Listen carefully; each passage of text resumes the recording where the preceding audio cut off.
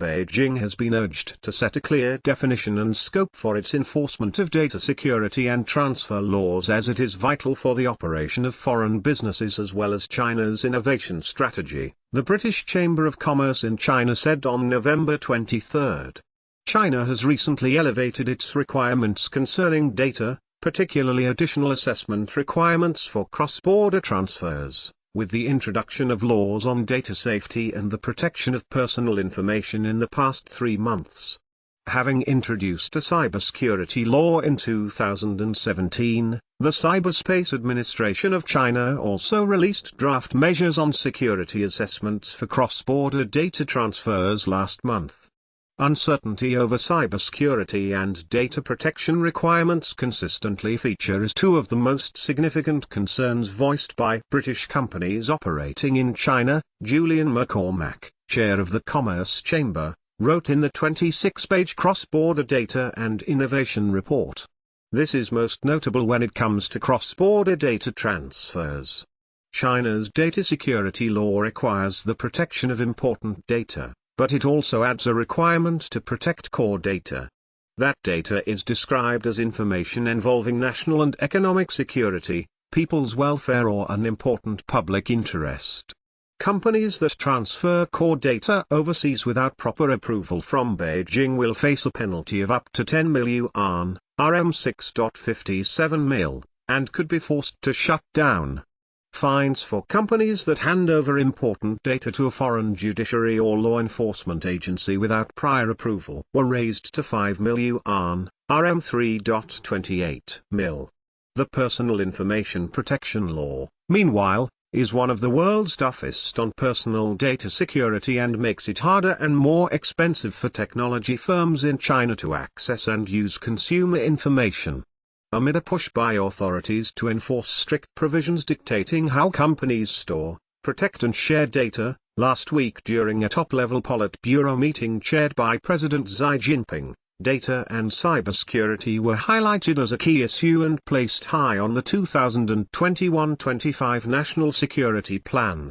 The tightened requirements have already forced American companies, including Apple and Tesla, to store their data about Chinese consumers onshore. U.S. law firm WilmerHale also warned earlier this month that the draft measures on security assessments for cross-border data contradict with China's commitments under the World Trade Organization's General Agreement on Trade in Services.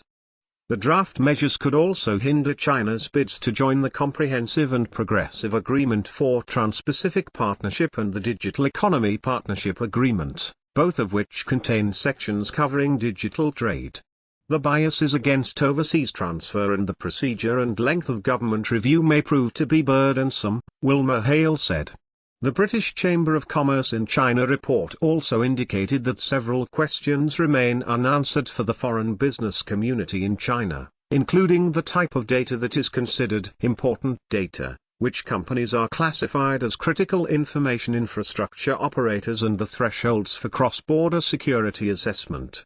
It called on Chinese regulators to allow as much data as possible to be shared across borders without requiring external security assessments, while also refraining from including data deemed to be key to commercial activities and important data catalogs.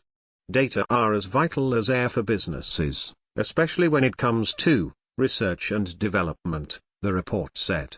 One business has cancelled 2/3 of its planned research and development projects in China, while another has been forced to downgrade the quality of service they provide to clients, the Commerce Chamber added.